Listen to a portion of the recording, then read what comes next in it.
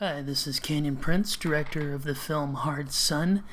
Thanks for taking the time to pick up the film on DVD or Blu-ray and listening to this commentary.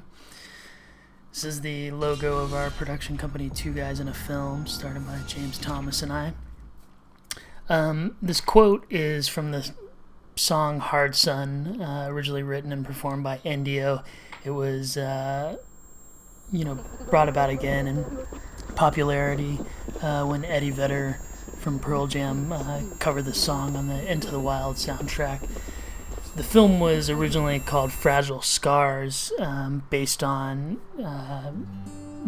Fragile X syndrome that the character of Riley has, but as I wrote the script, the song Hard Sun was in my playlist that I was listening to all the time, and I just felt like the lyrics really lent itself to the story, and so that's how we came up with the title and why the quote is there.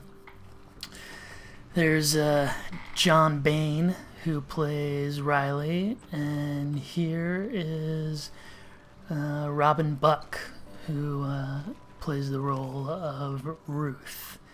We actually found both of these guys through a casting session. Our casting director, Sax Carr, brought them in. He auditioned Robin a lot for commercials and stuff, so she actually came straight to callbacks. And I remember we had seen a ton of girls, and a ton of girls that we really liked. But I remember when Robin came into the room to audition, I knew then that she was our gal. And then John, he actually came, and he came in character for the audition. He sat in the waiting room in character, so we weren't really sure if he actually had Fragile X or if he was acting. It wasn't until after we offered him the role and I got to sit down and meet with him that we realized he was just a really good actor. This butterfly here is actually a electronic butterfly. We didn't know how we were going to do the butterfly in the film, and in the original script it was even more prevalent. We thought maybe we would have to CG it or get an actual insect wrangler or something. But then I found this company that sold these butterflies in a little glass jar, and we bought a couple of them, and they work great for the film. This is veteran actor Myron Natwick. Myron he's been around Hollywood for years and worked with the likes of Hitchcock and Ronald Reagan and all kinds of stuff. Really goes back. We found him through Robin. Actually, they studied at the same acting class at Steve Easton Studios, and we had seen a lot of actors for Grandpa, but nobody that we were really crazy about, and so we saw a couple people there at Steve Easton's studio, and Myron was one of them, and he was great, and so that's how we found him. This house, we shot the film in Palmdale, California. Originally we had scouted out by Joshua Tree National Forest. We scouted Joshua Tree City and also the Salton Sea, and those were great, but it was out in the middle of the nowhere, and it was going to be kind of a logistical nightmare. And then I was shooting a TV pilot, and I was at ISS Props and talking to some of the prop people there, and they had suggested that I go out and check out the city of Palmdale. So James and I went out and did some location scouting, and it was basically the same kind of setup as Joshua Tree. It even had Joshua trees, which were kind of pertinent to the script, but it was only about 45 minutes outside of LA, so it was a lot easier to get cast and crew out there and gear and stuff like that. So this house, we were fortunate enough to get this house through our location manager Carlos. He a friend of the family owned this house. So we came and looked at it and met with them and got permission to shoot there. We actually moved into the house for about 10 days and put them up in a hotel, and we all kind of lived there and shot. And they also owned a ranch across the street, and later on we'll see the character I play, Mark. He lives in this trailer, and so that trailer is on their ranch over there across the street.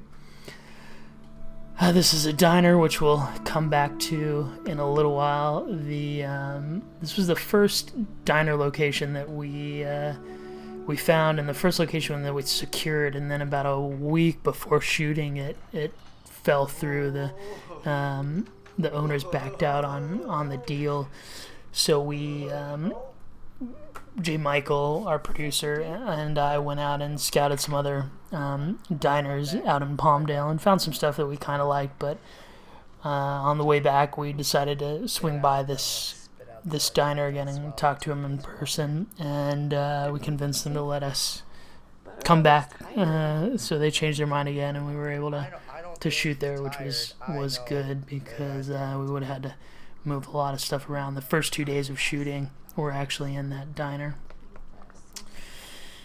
This song right here that Robin and John sing, that's a song that they came up with and wrote together, and it's a really sweet moment. I think of the script, there's just the stuff about, hey, did you brush your teeth? But then they came up with the idea that they have a song that they sing together, and I really like that moment, and it really kind of establishes their relationship. And see the signs there on the wall that Robin actually made, that lists Riley's chores and what he has to do before bedtime and when he wakes up in the morning and things like that. Kind of a visual task, because a thing with people with Fragile X is they're kind of always going, and so it's finding structure and finding tasks that they can do to kind of keep them on point. Here's the Robin in the shower. We actually shot a lot in the shower because I wasn't sure in the edit how much we would use, so we just shot a lot of coverage. So it was literally Robin and myself and Steven squeezed into that shower, and then James running sound, because we had a close set for that, obviously. And so the joke, between all of us is, all that work, and it's literally in the film for about 15 seconds. But it's a nice moment because it's kind of her, first moment alone in the film. She's taking care of Riley, taking care of Grandpa, going to work, doing all this stuff, and at night is kind of her time where she can find solace and just sit in the quiet of that shower and wash away the chores and the overwhelming responsibility of the day. I love this right here with John. Oh, forgot the bowl, and then the spoon, you see, falls out and hits the floor. So much of everyone's performances and nuances were all stuff that they came up with. The dialogue was in the script, obviously, and beats like this here, the exchange between Grandpa and Riley. But from the beginning, I really wanted to keep it loose and organic, and just allow the actors to bring themselves and their ideas to the film. And I think that's really the main reason that the performances are so amazing, is because the actors had the freedom and felt safe, and were able to play and explore and grow over the course of the film, grow into their characters. I'm extremely proud of all of the work that they did. I actually, that upshot of her with the letter, I was actually operating the camera on that. I tried to tried to operate one shot a day was kind of the thing. Because I used to, when I was directing, I would camera op and DP and all that stuff. And this is the first project that I really just only, directed and didn't really touch equipment or anything. We had our DP, Steven Snavely, who, was fantastic. But I still always tried to, op at least one shot a day. And that was one of them. This is our male lead, Josh, played by Ben Begley, who's driving the car. I've known Ben for years, and we've worked in the same circles, but I've never directed him. So this was the first time we were able to work together in that capacity. I play the best friend Mark, who's the loud, obnoxious guy, and then the two sidekicks are Edward Raleigh and Philip Nathaniel, playing the sidekicks. So here we are back at the diner, and we'll be here for a while. This whole diner sequence is about, I think, 23 minutes or so. We shot 2 days, and we actually didn't make our second day because there was 20-25 pages of dialogue in these 2 days that we were shooting, and we shot July 2nd and 3rd, and going into July 4th, we had to get out of there pretty early that morning. So we ended up having to come back for pickups, and it's really amazing. You can't really tell, I can't even tell anymore which shots were from the pickups and which were from the original shoot days. This is Tammy Carey playing the role of Lucy, and I've been working with Tammy probably about 8 years or so. She was in the first project I ever directed, and then I just kept bringing her back every time. She auditioned for this role, and we came down to her and another girl, but we decided to go with Tammy, and I'm really happy that we did. This is William Stamey, who plays the role of Randy. William is a great actor. He's from New York. He's a Meisner actor, so he really gets into his roles. It was fun to have him on set. Super nice guy. He really didn't want to be the bad guy, and I think that was kind of the I think the challenge with that is continuing to kind of push him closer and closer to that edge, but still allowing him at least in his mind to feel justified in his actions and feel that he wasn't a bad guy.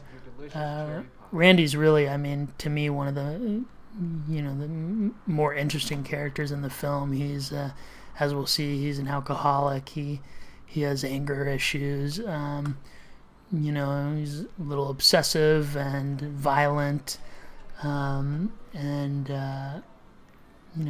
definitely, his character has a strange journey in this film. He's a tragic character, as we'll see later. There's the beginning of his drinking that will continue through the film.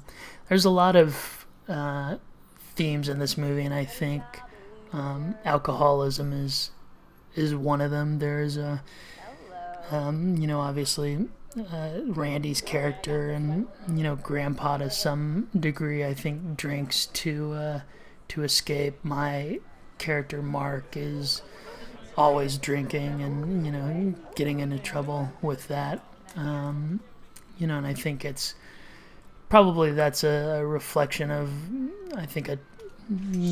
things that I was navigating in my own life when I wrote the script and kind of made their way into the film. People often ask me If this was a personal story in the sense of, did I have someone in my life that had Fragile X or autism or something like that, and I didn't. I've known people, as most people have, but to me the film is less about that and more about the character of Ruth and kind of having circumstances thrust upon her and kind of just dealing with it as best she can, dealing with being trapped in in a family environment, but also in a town, and having dreams and aspirations, but not knowing what she should do. There's a lot of codependency issues in the film that I think I connect with as well. So here's the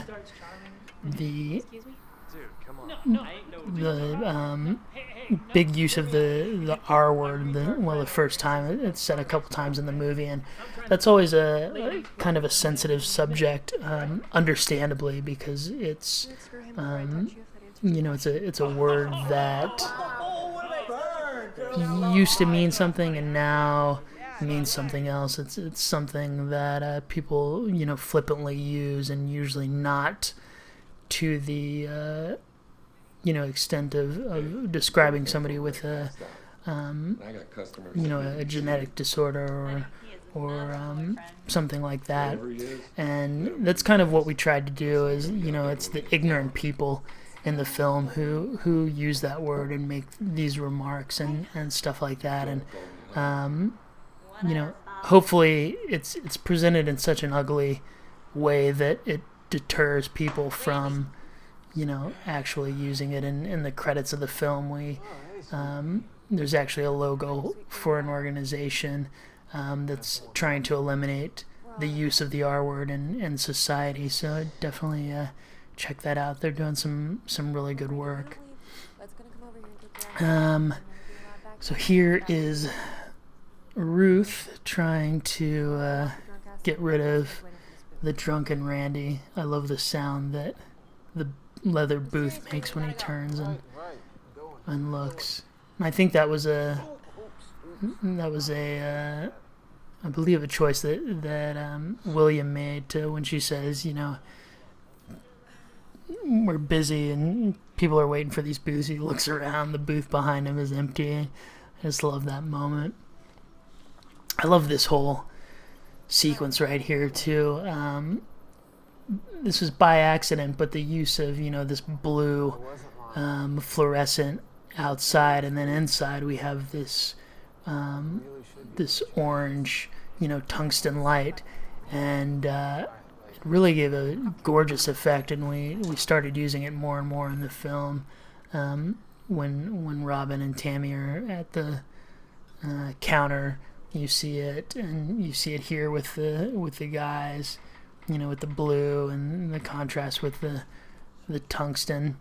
Because back when I DP'd, I always tried to, you either do tungsten or you do daylight, and it was cool and kind of eye-opening to see the mixture and see how they reacted to each other, and so we played with that a lot.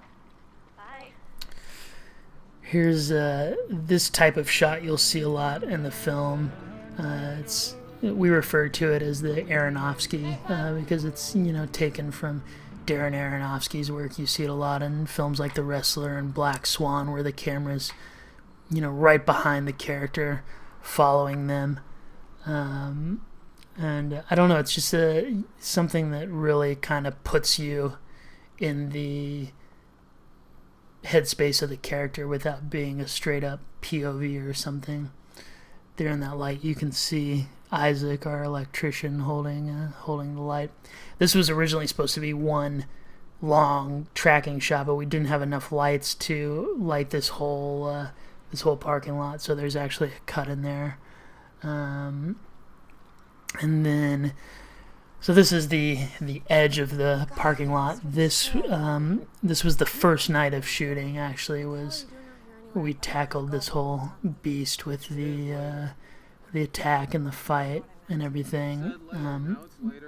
Mario Roca, our stunt coordinator, he came out and choreographed the whole fight here, and then the fight between Randy and Josh when Josh shows up, and it was really great, and everything worked out good, and nobody got hurt to my knowledge. I think Robin got some dirt in her eye, but our medic took good care of her, thankfully, since it was day one. And there's some hair pulling here, and he slams her against the car. The whole movie we were really chasing light. You're either chasing the sun during the day or you're chasing the night at night, and this sequence was definitely one where that sun, especially when Josh shows up, it was starting to peek over the horizon, and we were really trying to get everything, and we did, and hopefully you can't tell. We utilize this a lot too, where you see this real shallow depth of field. You can see it goes in and out of focus here, which I think is great for this moment because Randy is drunk, and so it almost is like his vision going in and out of focus. But I'm a big fan of shallow depth of field in general. We shot with Zeiss Cinema CP2 lenses, and about, I'd say 85 or 90% of the film is shot on the 35 millimeter lens that they have.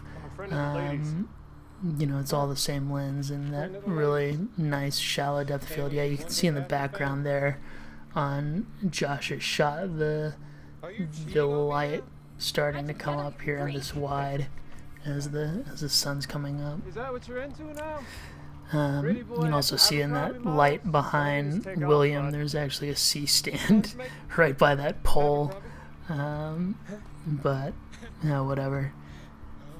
It was a great moment with Randy where he just yells at her, and this was a really fun day, and we made our first day and then didn't make our second day. But it was good. It was a good way to start the shoot. We shot the film in 20 days. Originally it was scheduled for 16. We had 2 reshoot days where we kind of had to come back and take care of some stuff that didn't quite work right. And then we had 2 pickup days a few months after we wrapped filming. One was the medical center that you'll see later in the film. We just had a problem finding that location. It took a while, and then we came back out to Palmdale the next day and shot these dreamy desert sequences that you'll see at the end of the film. And I didn't even know what I was exactly going to use them for, or if I was going to, but we ended up using them in the film. They, I think, worked flawlessly, and then we also took stills, which ended up becoming all of our artwork and our posters and DVD covers and all of that. So I'm glad that we came out. Yeah, you can really see the sun coming up there behind Robin's single. That was Robin's car that Ben rolled up in, and we had a stunt driver out to do that, and he hit this giant pothole. So when the car comes up, you see it dip down and then go up, and it's not in there. We took it out, but his hand hit the horn, so as it dipped, the horn beeped, and everybody laughed on set. But we took it out, and then in the close-up, Ben actually comes and drives in the car and peeled out and came out with his cool action hero shot. This here is Andy Barth, who plays the sheriff. Andy's an old friend of mine, and you know, we saw a few people for the sheriff, but not many people, and we weren't really too impressed with anybody. And then I had the idea of, you know, casting Andy in the role. I believe,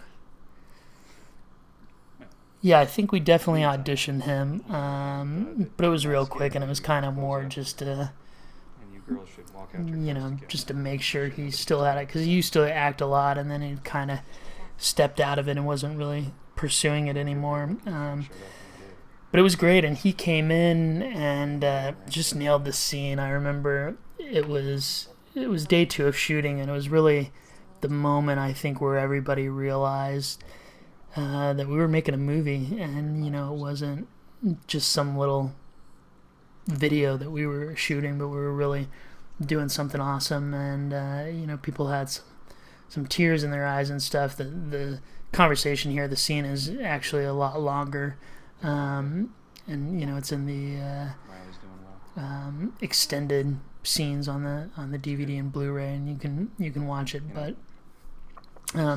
a lot of the film, you know, there's a lot of stuff cut out, a lot of scenes that are shortened and things, you know, because that's how it works. They say you make 3 movies, you know, one that you write, one that you shoot, and then one that you edit.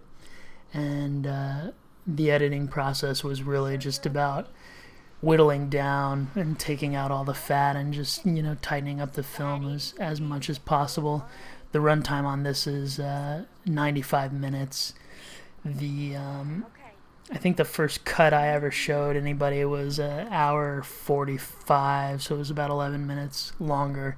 And then the original assembly, the first assembly that we had, was 2 hours and 55 minutes.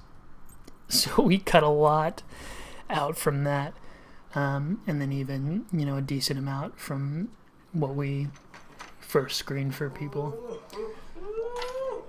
Here's the first moment where Ruth kind of loses her cool, and we start to see into the kind of the pressures and stuff that she's facing, and just constantly having to you know, serve other people, whether it's customers at the diner or Riley or Grandpa. You know, and she keeps it together pretty well, but you know, more and more it starts to slip out, and this is the first moment where we really see that. We cut out a scene in the film where they have a ritual where she brings him a mint every night, and so that's what he's looking for here, and that's what she goes back to the diner to get before she gets attacked. And for pacing wise, we just cut it out because it wasn't super important, and you don't miss a lot, but this whole sequence makes a little bit more sense. So she comes home, she doesn't have his mint because she dropped it when she got attacked. She wakes up, she sees a mint under her door and realizes that you know, he put it there, because he basically takes the mints and puts them in this little case that he keeps in his closet. And again, all these extra scenes will be on the DVD and Blu-ray, so you can watch them. This was a great little moment. Then you can't see it. That's another sign in front of the washing machine that Robin made. That basically, you know, tells Riley how to do laundry. And how to sort clothes and things, because you know, he has this structure that keeps him out of trouble during the day, and so she can kind of do stuff that needs to be done, and he can, for the most part, be self-contained. I love this shot. It's the eyes and the reveal of the bruises and stuff. I didn't storyboard very much. I chicken scratched a lot of you know, shots every day, but there was a few sequences that I had storyboarded, and this was one of them. The Brignac Art Gallery, which is the art gallery that she gets the job offer from. So again, you know, she's the idea is that her life was good, and she had it kind of figured out, and then all of a sudden this guy shows up, and then she gets this job offer, and she starts having to figure out what to do. All the license plates in the film have been replaced digitally. I didn't want to set the film in California, just mainly because I didn't want, the film is very small town USA, and I wanted people to relate to that, and I feel like, sometimes if you set something in California, it's kind of this whole different world. So I decided to set it in Arizona because they share kind of the same landscape, but it's not California. Looking back, I really wish we had just gotten physical license plates to slap on all these cars, because all the license plate replacement in post was really time consuming, and so next time around we'll just do magnetic license plates that we slap up.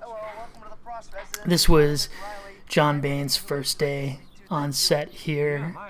This whole exchange in the doorway, and our first day at the house as well. We kind of got more and more of this house as we went along. I think originally we were just shooting the exterior and here on the doorway. So we were there all day and kind of looking around, and we hadn't secured the house location yet, and so we decided that the house would work, and talked with the owners and persuaded them to let us come back a week later and shoot there for 10 days. So after when we came back, we hired a maid service and cleaned and really got that place looking a lot better than it originally had been. We didn't want it to look too nice because they are kind of a working class family living in the desert, but we wanted it to be decent for the three of them. And we got a lot of set decorations and stuff, and then we painted two of the rooms. We painted Ruth's room to that pink color, and then painted Riley's room. Originally we had painted it this yellow that ended up looking awful, and then we repainted it to be orange, which worked great because now when we see it, it's kind of the innocent orangish of Riley, and then later on in the film when we have the flashbacks from when their parents were alive, the orange takes on almost this madhouse feel that really lends itself to the the horrible situations that they were living in back when their parents were alive. Oh, I have a real live one. You want to see it? Okay. I don't. Not what I meant. I think this. Really likes butterflies. You have no idea. I think I have a pretty good idea. Yeah, here's the butterfly. We get a little bit more look at him. You can see him moving around there. John was great in this scene. Everybody was. Been improvising these little Barney Rubble lines, which worked really great, and then that became part of the next scene where he says "Tell Fred bye" and all that. There's a little dog that's gonna come up right now. You'll see it, and that wasn't planned. The owners of this house have I don't know how many dogs, and wrangling them was really hard. So that little guy made it into the shot, and then we just added some ADR of John saying "doggy, doggy." I think he says something like "don't poop in the yard." So if you listen really hard, you can probably hear that. One of my buddies may or may not have. It was so windy out in Palmdale. It's once it hit, I think like 5 o'clock, the wind would just pick up, and you can see Robin's hair blowing all over the place. So in ADR, we really had to like our sound team. I mean, these guys worked on the film for like 6 months, just cleaning up everything and adding all the Foley and doing ADR and stuff. And it's unbelievable what they did and how the film sounds now compared to what we showed up to their studio with when we wrapped the film. Those guys are just brilliant. Sean Hines and Sam Lee and just the whole team are really, really awesome. You can see Robin's mic pack there in the back of her shirt on that shot. I think I thought about CGing that for about 2 minutes and then decided that it was just too much work. So it's there. You can see another one of these chore lists that Robin made. She just showed up to set one day with these things, and you can see, basically the idea is he takes off these little squares as he does things and puts them in the little plastic bag that's at the bottom of the sign that says done on it. And then, probably every night or every morning she puts them back, and then he goes through them through the day. She is not just a talented actress, but very multifaceted with everything. I think as the shoot went on, we started to incorporate more and more little moves and things like that. And you'll see one here. It's small, but I like how it goes from her face down to the letter, and then she closes it, puts it in her sketchbook, and then goes back up to her as she's kind of lost in thought there. And this is just a beautiful shot. And then this is the first time that we kind of introduced the idea that maybe there's something from the past that's tormenting Riley, and we hear it here, Dad yelling, and we see the butterfly kind of frantically flying around. The idea being that the butterfly is kind of resemblance of Riley. It's kind of like E.T.'s flower, and as the film goes, it becomes frantic and then gets weaker and weaker. And you'll see what happens to the butterfly. Here's Randy drinking more and becoming more aggressive, kind of a ticking time bomb that keeps the tension going. Originally, Randy wasn't that big of a part in the film. He was only in the first scene. He attacks Ruth, and then that's it. He disappears from the script. But like I said, I really found that character fascinating, and he was a really good target for a plot device that I think was missing in earlier drafts of the script. That brought about the climax, and at one point I just realized that he was the perfect kind of hangman to bring about the end of the film, and so I wrote him into the end of the movie, as you'll see, and then added these few little scenes where we kind of see him lurking about outside the house to fill in the area in the middle. This lake we shot, I think out in Riverside or somewhere out there, and it was we had 2 lake locations that we were thinking of. This one was closer than the other one, and so we decided to do this one. And we showed up, and it was a Saturday, and I don't know why I thought that it would be not busy. There was party barges out, people, floating by blasting music and water skiing and all kinds of stuff. And again, I don't know how this scene sounds the way it does because the audio was such a hot mess. when we turned in all the sound stuff. So those guys again just did phenomenal work in cleaning all this up and making it sound the way it does. This is a great scene because this. I think Ben especially was really worried about making this weird kind of sad conversation about how he used to get beat and stuff like that, and especially since this is kind of their first date, it's a little tricky to navigate, but Ben naturally is just a really funny guy and very charming, and so he was able to bring that into the scene and into his work here, and it really made it play great. Yeah, it's the silent killer.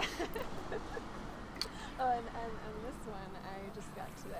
This is a fun little moment, kind of the I don't know what we're gonna do about that one. the flirting, and then Ben's character kind of putting himself out there, and then her reciprocating with the funny little kiss. And here it looks like we're way out. We're literally in waist high water, and then we all just kind of squatted and did this. Riley wears the goggles because his eyes are very sensitive and to sunlight, and especially with the sun reflecting off the water. So here's the first time we kind of introduce the Riley's world and really putting the audience inside it, and as he becomes overwhelmed, starts to freak out, we started playing with things in the sound design and kind of introducing these high pitched frequencies and rumbles and fading the dialogue in and out, and we use that a couple times in the film, and I think it's really, really effective, and letting the audience take a small look into Riley's head and into his world. I love the way this sequence looks. This is night for night, and our gaffer and our electric team really did a great job in just lighting this and making it look so natural and so great with the limited amount of equipment that we had. Originally, all the when I color timed the film, all the night stuff was blue, because when I think of night, I think of that of blue. But I forget where I got the idea, if I saw it in a film or something. But I ended up instead of pushing it to blue, pushing it to green. And it made a huge difference, and so I went back and recolor timed all the night scenes to have a green tint to them instead of blue, and it really made all the difference.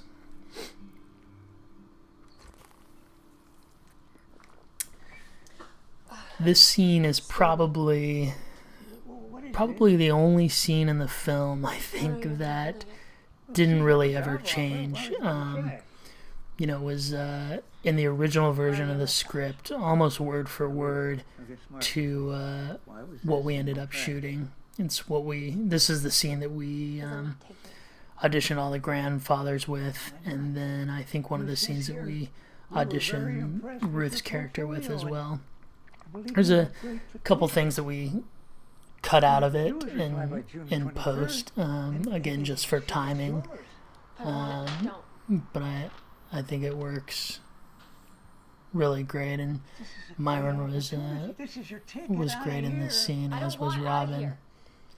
And I love the lighting, just this overhead shot, and all the shadows on Myron's face, almost as if his life is fading out. Grandpa's kind of approaching his time to leave, and at the end of the scene there's a silhouette shot of him where you can see Robin's face, but Grandpa's just kind of completely in the dark, and I think that's kind of a foreshadowing of where his character is heading over the course of the film. you know that he's not going to be around. It's my responsibility. No, he's my responsibility. And I say it's the state's responsibility. I've made up my mind. I'm staying here. And Riley's staying with me. You don't like it. This was another. There was a lot of long days on set, but this was definitely one of them. We had shot all day long, and then, you know, shot at night. And yeah, here's the silhouette shot. Myron, we shot out in 2 days, so all the grandpa stuff we shot in 2 days, just because, you know, we shot the film in August in the middle of the desert, and it was 115, 120 degrees. We didn't want to keep Myron out there all that time. So we brought him out for 2 days, put him up in a hotel, shot everything out somehow miraculously, and then went on and shot the rest of the movie. So a lot of this stuff kind of changed throughout the course of pre-production and production. Just originally this took place at a amusement park, like a carnival. And then that quickly became apparent that was going to be way too expensive. So we just came up with the idea that kind of, you know, these guys break into the college or high school football field and go and drink beer, and that's kind of what they do with their day. We, you know, as you can see, there's like 8 characters. It's moving. There's no way to cover this, so we just, you know, mic'd a couple people and just ran this scene through maybe 5 or 6 times, focusing on different clumps of characters each time. And I didn't know how it was gonna work. I didn't think it was going to work in post. I thought we were gonna have to go and reshoot it. But then I sat down one day and cut the scene, and it just flowed really great. And I think it's a gorgeous scene. You know, it's a lot later in the day. The sun's going down, so it's at that low angle, and we just get all these lens flares and stuff, and it just looks, the lighting looks gorgeous, and I really love this sequence. That's another thing that I think the film has. It has a lot of that shallow depth of field and the in and out of focus, but also lens flares, and they're all real lens flares. There's no digital lens flares in this film. So sorry, JJ. These are all from the sun. Lucy's gonna take you home to Grandpa, and I'm gonna go somewhere with Josh for a little while. You can see right on Robin there, that circular lens flare is actually the reflection from the ND filter on the lens of the camera. With lots of times it would bounce this circle, which is the shape of the ND filter, and would bounce it on people, but really it just looks like another lens flare. So hopefully people won't notice. We're drinking I think Coors Light cans, but I think we're very careful to always hold them so that you can't see the label, because Coors did not pay us for the free advertisement, so I'm gonna keep that hidden. This was James's truck that we used for Lucy's car, which is now retired, I believe. James has a new car now, but we use that in this. I think the only person's car that's not in this film is mine, which is funny because mine has been in everything else that I've directed, but we didn't use it for this. We used James's car, Robin's car, our producer Abby's car, I think a couple of Williams' car. Lots of cars. I love that little tossing of the can out the window. This is a gorgeous shot as well. A little time lapse there that Philip shot. So this sequence originally in the script took place in a strip club, which would have been a great scene, but it's just A, money was an issue, but B, it kind of just you know, as I kept reworking the script, I tried to make these people less and less of cliche characters, and you know, the fact that these guys do what they do here at the party is bad enough. You know, if they took them into a strip club, and it would just be, we would really be pushing the line in believability, and so I tried to, you know, limit that and cut back on it. So this next shot you're gonna see is actually all one shot. It's a 4.5 minute shot. We termed it the Taranovsky because it's the Aronofsky style shot that I talked about earlier, but it's one long take, and you know, Tarantino is very notorious for doing these long takes, so we called it the Taranovsky. We did it. This is the first take that we did, and the mic ended up dying a little bit into the take, but we didn't find out until the end of the take, and so we reshot it, and it just wasn't as good. So we decided just to use the camera, the onboard camera audio, and then our sound guys cleaned it up, and I think it sounds great.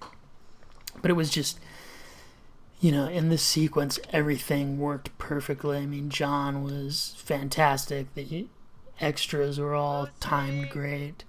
You'll see here in a minute. I mean, the things that happen organically were just so brilliant. You know, as he accidentally hits the horn and you know, jumps back. And in a second, you'll see him. He's gonna play with buttons, and when he hears the trunk open, he looks up, and somehow the light just hit his eyes perfectly. You'll see it right here. Click, click, click, pop, and it just lights him up. So there was no way we were going to be able to, you know, reenact that. The sound design here is great too. You hear the empty beer cans as he goes over, and then the way the music from the party just floods in as soon as he opens this back tailgate. I just love that sound. So this day, we had a good friend of mine, longtime stunt guy, Jason Gray, was our stunt coordinator for this day, and so he handled this fall right here. John fell onto a crash pad, and then kind of the freak out that happens later. I've known Jason for probably about 20 years. We met in Orlando, and then are both out here in LA now. So yeah, here's that, you know, Aronofsky follow shot. And I love the music and the way it just builds, and then now we're going to go into Riley's straight POV for the first time with these goggles, and that was in the script. I just love that idea. You know, you go in and you see through the goggles, and you hear through the headphones, and everything's kind of muffled, and the bass is a lot more pronounced, and kind of, again, just, you know, putting the audience in Riley's head, and kind of giving them a little glimpse of what it may be like to live with Fragile X. I just love his reactions as he kind of gets caught in the crossfire of this big dance party. And this little thing he does right here where he hits his ears, and it goes perfectly with the music. So that was a happy accident. This house is actually out in Simi Valley, California. It's owned by one of our investors. So when we were looking for places, he was really excited to have us come and take over the house for the night. He's actually asleep in that room right there, our investor, because he had to wake up early in the morning to work. I don't know how he slept because we shot until I think 8 a.m. But he did. We cut to the lookout. So this was, I want to say this was the last day of shooting before the pickups. So the last day of our principal photography was this the shoot here, and it's the same location in Palmdale where we see Riley run across the horizon at the beginning of the film, and he also does it again at the end. So we had come out here, and we had done camera tests at this location, and we needed, a lookout. So we just went out here in the middle of the night, basically, with a couple, LEDs, and lit this and shot this little scene, and I think it came out great. We'll see in a minute. There was a thunderstorm brewing on the horizon, and we were really hoping that somewhere in the footage we captured it, because there was just gorgeous lightning and everything. And here, when she sits up right here, you'll see this awesome lightning right between them, right there. And then our sound guys added the thunder, and then it just times it perfectly with her looking up at the stars. See the world. I think that's a good example of kind of, the organicness of making a film. We had the script, which was planned, and then we had the weather, which wasn't planned, and then you have Robin's choices she's making as an actor, and then the post guys adding their little flourish to bring it all together and into just this really nice moment. I love these little ballets behind her, the city lights out of focus. I had thought about adding them to Josh's shot and also to this 2-shot, just to give it a little bit more flair, but I decided it was more work than I wanted to do. I love that cut, the smash cut from them kissing to just this close-up of the stoner dude. This is my friend Gary, and Gary is this guy, and when I was writing the script and I got to this party scene, I wanted to put some interesting character, and I was like, man, I'm just going to write Gary into this and have him play it, and so we did, and he came out and had a great time.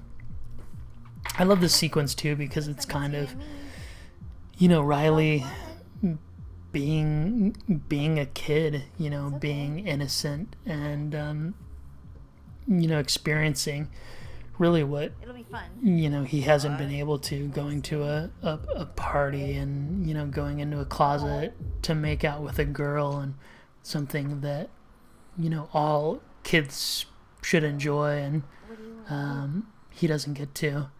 So I love the idea that he, at least for a moment, gets to enjoy this, and then unfortunately it all goes south very quickly as his space gets invaded and he becomes uncomfortable, and it brings about an overwhelming sensory overload for him. The girl is Mary Mathers, and I just love the basically taking advantage of this kid. She's drunk. She has no idea that he has this condition, and she just wants to make out with somebody. So she probably gets traumatized and goes home shortly afterwards.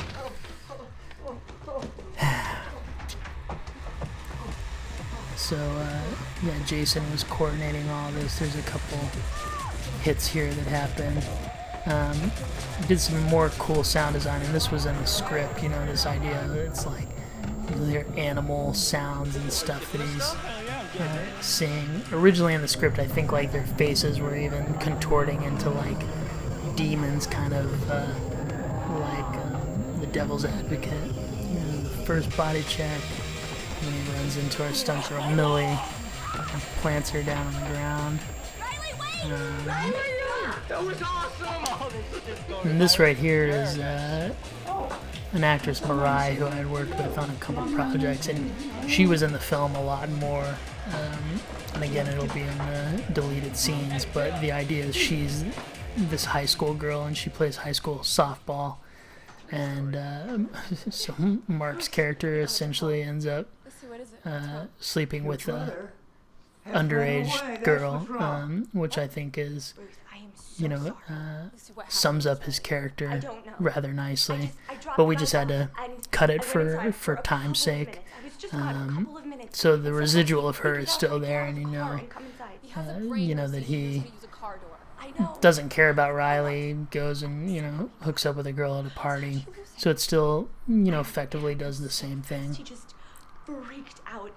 I ran after him, and he was so fast I couldn't keep up. And I drove around looking for him, but I couldn't find him. So I Tammy came back here is because I thought great in this scene. Tammy had, you know, and I from here, not to. mainly worked in comedy together, so this was the first I think I know where he is. dramatic thing I had done with her, and she really brought her A game. It was great.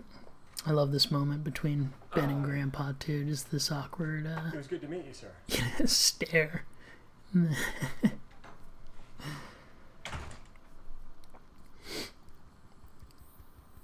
So this shot here is actually, this is our poor man's car sequence. I think it came out great. The car is basically parked in the middle of the desert. We're all standing around it. A couple of guys are shaking the car. Our gaffer Takashi is behind the car with flashlights, simulating the traffic. And I love the, you know, reflections on the back of Tammy's head, and then when it hits the mirror, it lights up Ben's eyes and kind of gives him like a Ryan Gosling Drive type eye lighting, which is great. And then again, you know, our sound team in post added the sound of the car and stuff, and I think it sells really nicely. Okay. So we didn't have to do a picture car or green screen or anything. So here's the Joshua tree that I was talking about. Originally, Riley had a tree that he would always go to, and some of the stuff we cut out that had more of that. So this is the only time we see him under this tree, and it's a really cool tree. It was kind of growing sideways out of the ground and kind of almost made a cocoon, as you see there. So that's where he was going at the beginning of the movie, and then where he is on his way to going at the end of the film when Randy catches up with him.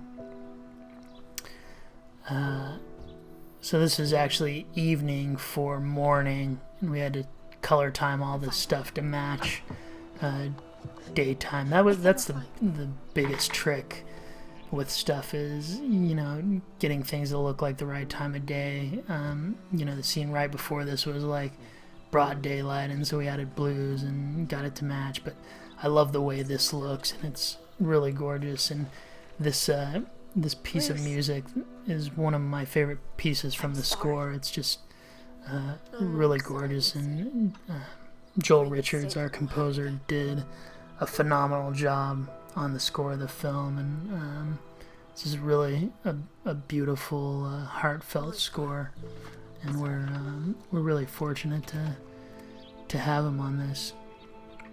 I love this shot, this look that Ben gives her, and then her turn, and just gorgeous.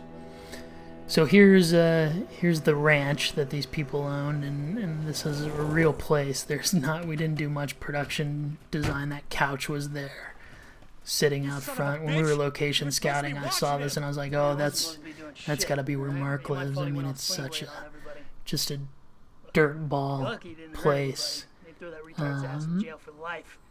So yeah, most of the scene was actually improv on Ben's part. Man, what's gotten into you, huh? You know, my sudden dialogue is conscience? pretty much I scripted, used to think that I owed you but something, we did it man. a couple times as But I don't owe scripted, you and shit then anymore, all right? We're we supposed just to be let Ben family, riff. man.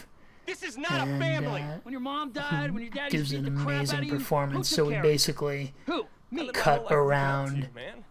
what he did. So a lot of You're like a my brother to me, and I looked up to lines Now are you come out of storming into my yard, order getting up all in my from face. where they actually were in the script. you. You live your life like you don't give a To shit. go Guess together what? with Oh, what I'm Ben's Big Mark. saying. I don't give a shit, All the man. I'll do stuff whatever I that want he's with saying my right life. now wasn't Well, in the guess script, what? but No one gives it a was shit just about you anyway. brilliant work. You know what's gonna happen when you die? As Josh Nothing. kind of No one's gonna unloads on remember Mark you. and lets him know what You he are thinks of him. forgettable. You're no different from the rest of us. And I love this moment to reveal the underage high school girl that Mark slept with. You can hear Jerry Springer in the background, which I think just sums it all up. It's just such white trash, and I love it. This was a great, heartbreaking scene to shoot. Just Riley freaking out on the floor, and Grandpa and Ruth trying to calm him down. John actually worked himself up so much during this that he got sick. And I don't think you can see it, but he literally got sick on the tile there in one of the takes. But yeah, you don't see it in the film. We do again a lot of the sound design with it going in and out, and letting the audience experience what Riley's experiencing.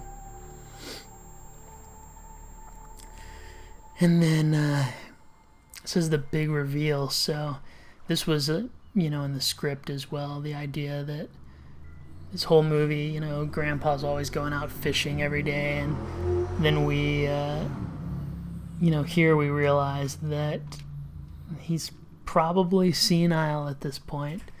I think it's a combination. I think he's senile, but he's also, this is kind of where he escapes his responsibilities and just goes and gets drunk and kind of finds his peace and quiet. So here's the reveal that there is no water, there is no lake. He's just sitting in the dirt, fishing for imaginary fish. I called that woman Margaret. Myron gives a fantastic performance here. Rather go down and see it and see how Really it fits. great work. This was one of the hotter days, and again we were really worried with Myron.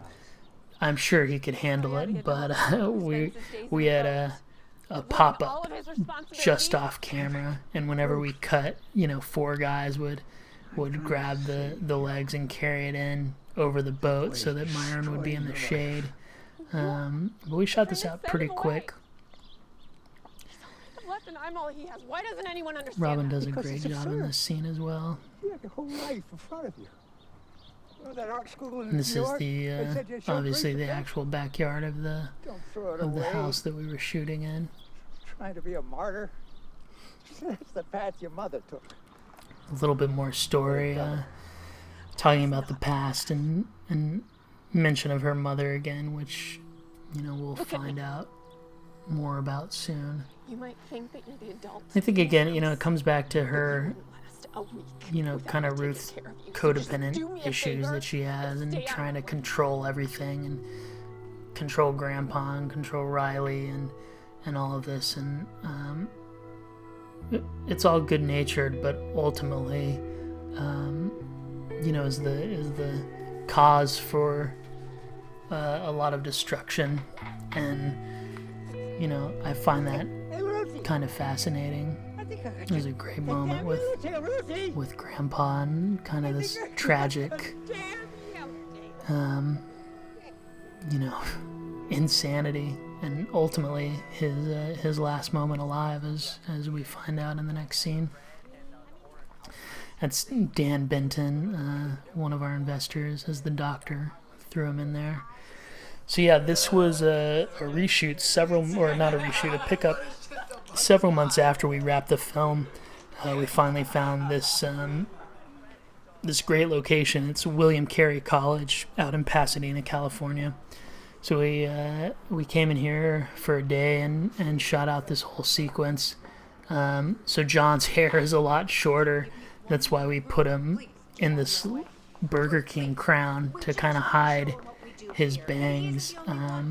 But it works great for the scene. And then there's a shot where the crown falls off his head, and it actually kind of worked itself into the story, and is a really great visual. It's Shane Easton, who is Steve Easton's daughter, which is the acting teacher that Robin and Myron study at. She came in to play another girl with Fragile X and does a great job. This scene is always so heartbreaking to me, and you know, just really tragic, because you see just kind of the destruction that Ruth is leaving around her, by trying to control everything and doing what she thinks is best, but you know, really she's damaging the people around her. You see the crown fell off there by accident, and then Steven, you know, did this great shot that I think, you know, just kind of symbolizes Riley and the innocence and the breaking that's happening.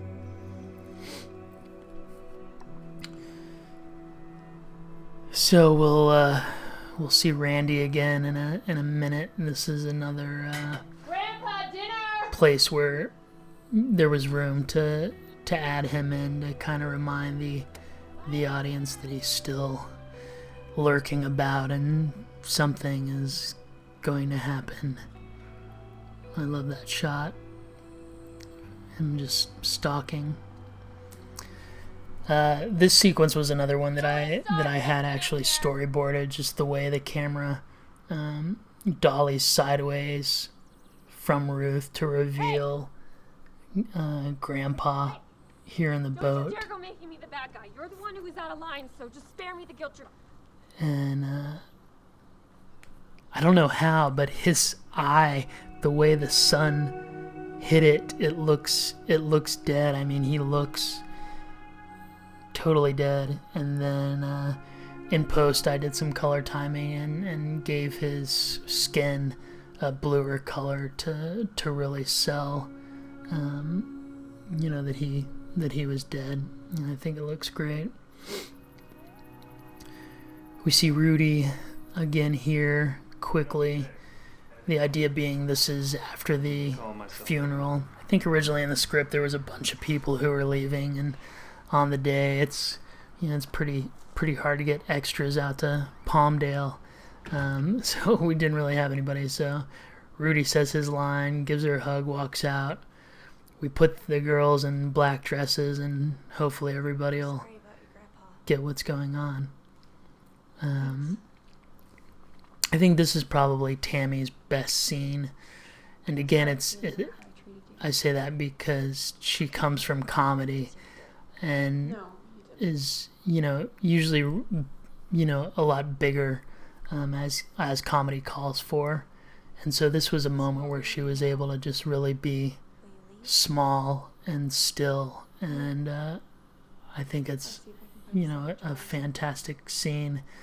I love the stuff that's not said, and, you know, her line here where she just kind of looks at her and then says, well, I should go. And, you know, I think they both kind of know that they're not gonna hang out anymore. Like, that's really it.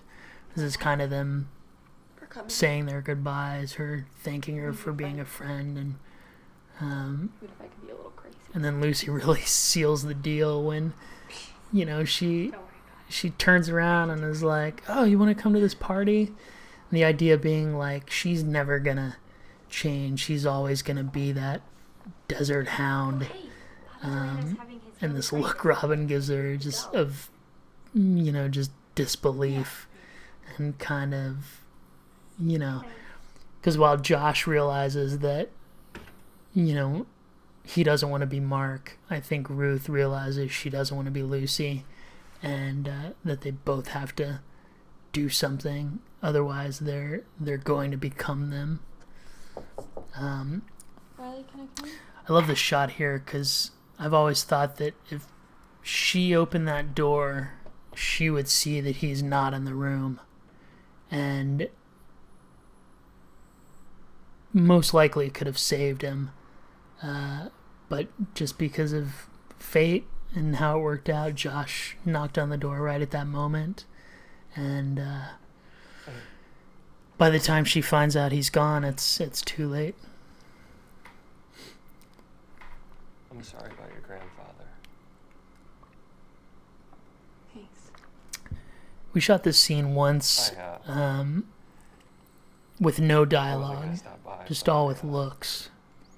I wanted to tell you that. Because I just had the idea and wanted to try it. And it worked, but, you know, I think they delivered these lines in such incredible ways, and it's such a great scene that I ended up opting to use the version with dialogue.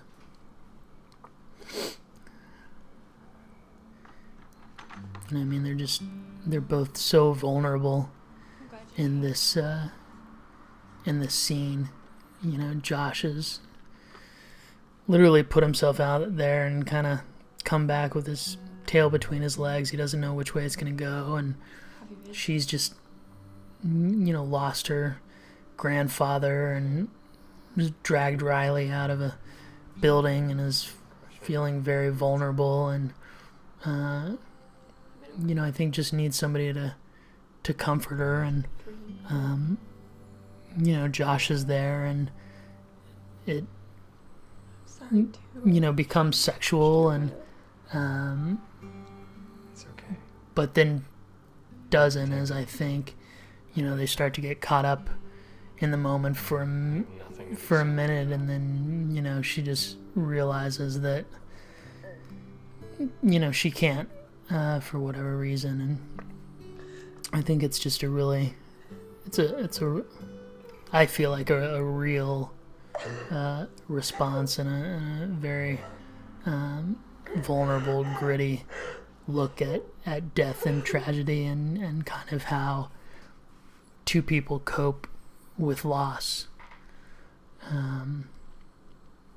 Man, I love the way this looks.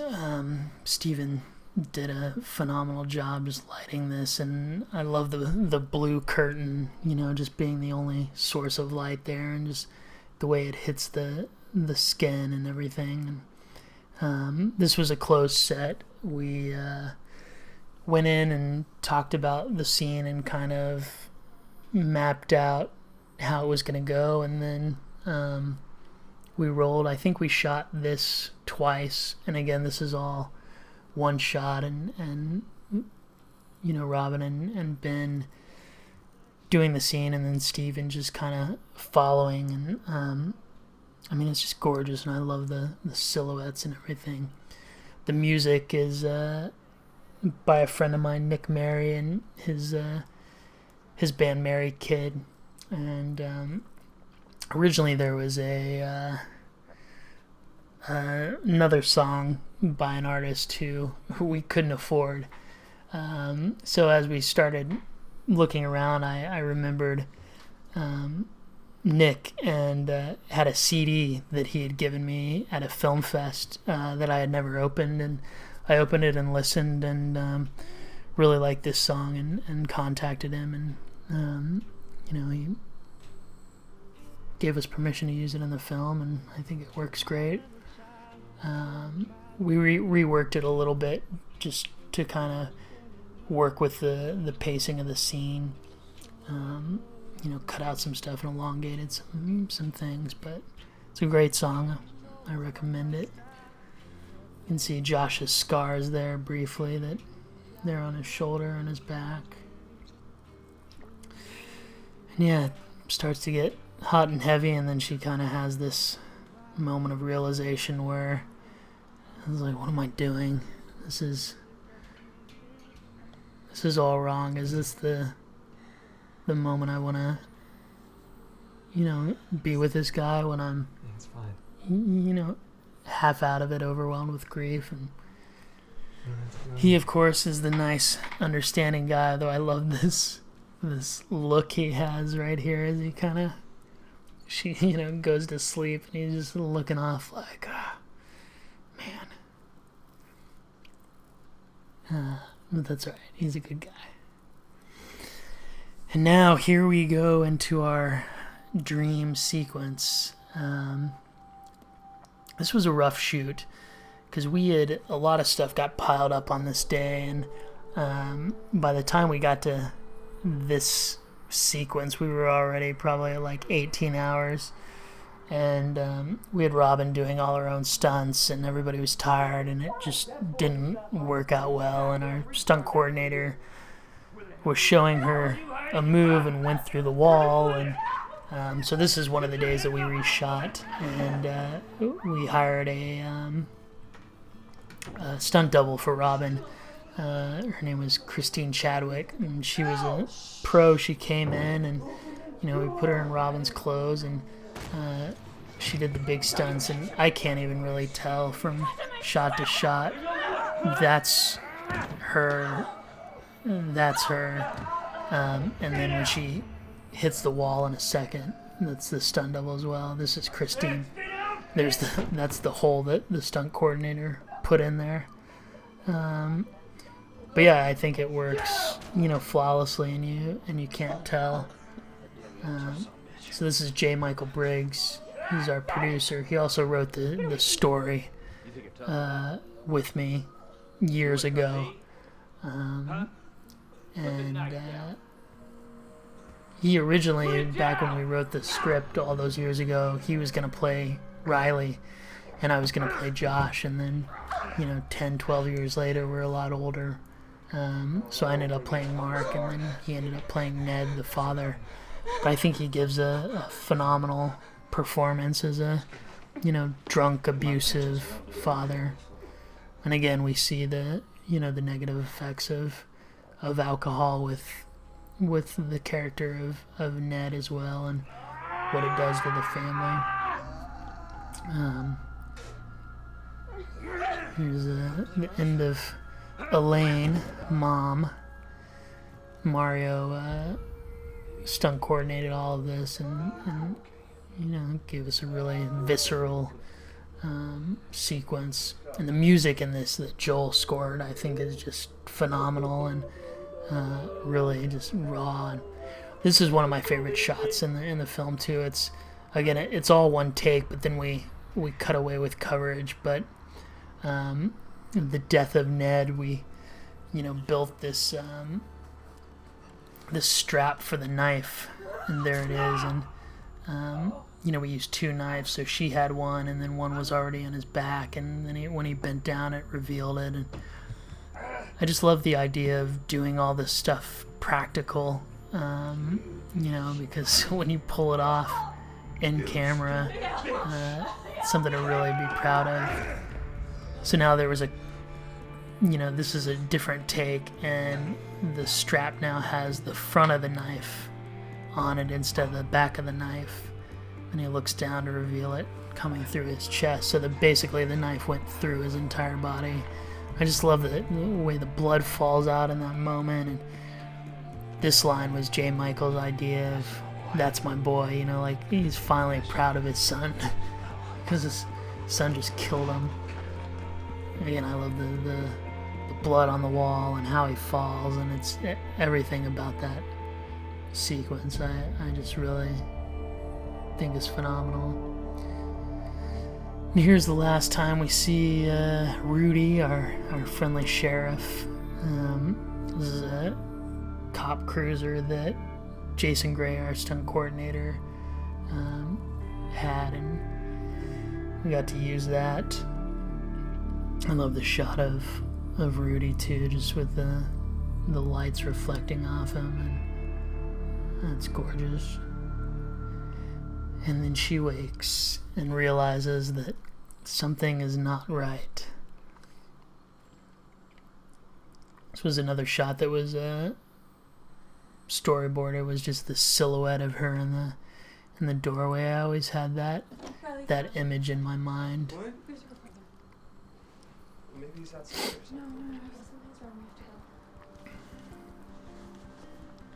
You can hear in the score that kind of percussion. I think Joel said it was him playing the guitar or whatever with a pin, just beating it on the strings. And there is Fred on his last leg as Riley is kind of heading to his demise. I'm assuming since you're watching the commentary, you've already seen the movie, so hopefully I'm not giving any spoilers right now. a lot of people think that this is the beginning of the film because there's the same shot, but actually Riley's wearing different clothes now. The idea being that, you know, again, this is where he always goes. He goes to that tree. It's a random shot of a bug that we shot when we went back out to the desert for the dream sequence stuff, and I just really liked it and wanted to incorporate, you know, the wildlife and you know, kind of signifying, like, I guess how fragile Riley is and all of that. And here comes our villain, our misunderstood, good old Randy, stalking him. It's interesting because, you know, I purposely don't explain Randy, either his motives or what happens to him after this scene, because I don't think it's important. You know, he serves his purpose in the overall story, and I kind of like that everybody has their own opinions. This is one of the things that people argue over, is like, what was he doing there? Was he there to help? Was he there to hurt him? Was he there to use him to some degree to get Ruth back? And then, you know, also people talk about what happens when he runs away. You know, I think he probably holes up in a hotel and probably drinks and eventually, you know, hangs himself or something, as he's riddled with guilt about what happened. But who knows? Maybe he turned himself in and, you know, took responsibility.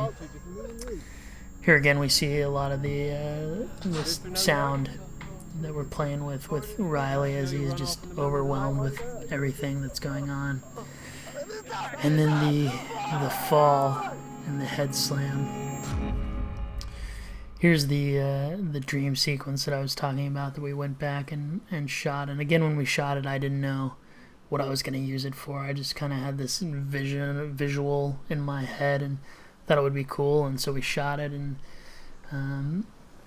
it became perfect in the editing room. I love that shot and just the sky behind him, and then the reveal of the blood. We actually had to reshoot this whole sequence with Robin and John. We tried shooting this very early on in the shooting schedule, and it just didn't work. And so we rescheduled it to be shot at the end of shooting, and we came back here and shot, and it's just an amazing performance. I mean, Robin is just brilliant in this, and it's really just heartbreaking watching her. And Ben just knocks it out of the park here with his performance. I mean, it's every time I watch this, you know, it affects me. And it's testament to these three actors and the performances that they're giving. Originally, and you'll see it on the Blu-ray, there's a alternate ending that we shot where Riley doesn't die. But there's a lot of problems with that, and I'll talk about it in the commentary for that scene. But, you know, one of the things was that we would have had to end this scene right here, and what Robin does here is so phenomenal and beautiful that it just had to be. And I mean, that scream right there just cuts you to the core. I mean, she left it all on the field, and it's just a beautiful moment. Same with Ben. I mean, it's that's raw human emotion right there from both of them. I love the snot hanging out of her nose, and she told me, she was like, you gotta leave the snot in there, because I wasn't gonna use it, but she's like, no, you gotta do it. Actors are proud. If you can get snot when you cry, you want that in there. It's like, you know, if you do a stunt and you get hurt, that needs to be the take that makes the movie. So the snot stayed in, and we had this, you know, she brought back the song, and then we ended up in ADR having John sing it, and then giving it this like ethereal quality, and it was great.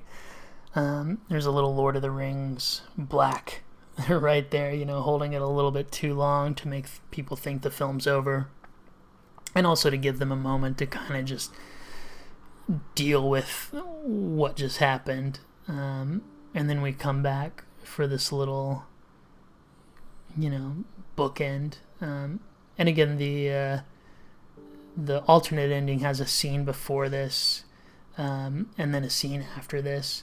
So we took those two scenes out, and we just have this, and then the final shot of the film. And I love just this visual of her, you know, closing the door on this life and moving on, and you can still see the damage of Dad and the hole, and then they drive off, and some people don't notice, but that's Josh's car that they're driving off on. So the idea is that, you know, Josh and her go to New York and start over, and hopefully, you know, live happily ever after. So yeah, that is it. Thanks so much for watching the movie. I'm assuming if you watched the commentary that you enjoyed the film the first time, and hopefully learn something insightful. If nothing else, hopefully you enjoyed hearing me talk for 95 minutes. Yeah, I did edit the film myself. I wasn't planning on doing that. But again, budget, just, you know, by the time you get to post, lots of times you don't have as much as you would like. And I had, you know, edited all the other things I had ever directed, so I ended up cutting the film myself. We cut on Avid. It was the first time I actually used Avid, was on this film. And no, it's great. It was Mance Media who released the film. They actually approached us during Dances with Films, which was the festival at the Chinese theater in Hollywood that we world premiered at, and actually made an offer on the film right after the screening. And then we after about a month and a half of negotiations, ended up signing with them, and the rest is history. This is all our extras who came and helped us out. We put them in as a thank you, and also to make our credits a little longer.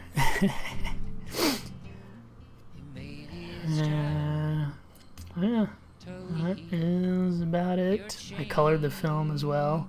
Another thing I wasn't planning on doing, but saved us a lot of money by doing it. There's our amazing sound team. Again, I will say, there's all our special thanks, people who helped us with money here or there, equipment, or all that. The song that's playing right now is Maybe It's Time by the Milk Carton Kids. They're a phenomenal band. They were nominated for a Grammy and an AMA, and they were kind enough to give us permission to use this song in the film, which I think really just nails it, hits the nail on the head, and just kind of where Ruth's character is at. There's the information on the Fragile X Foundation, and also the R Word So check it out. Thanks a lot, guys.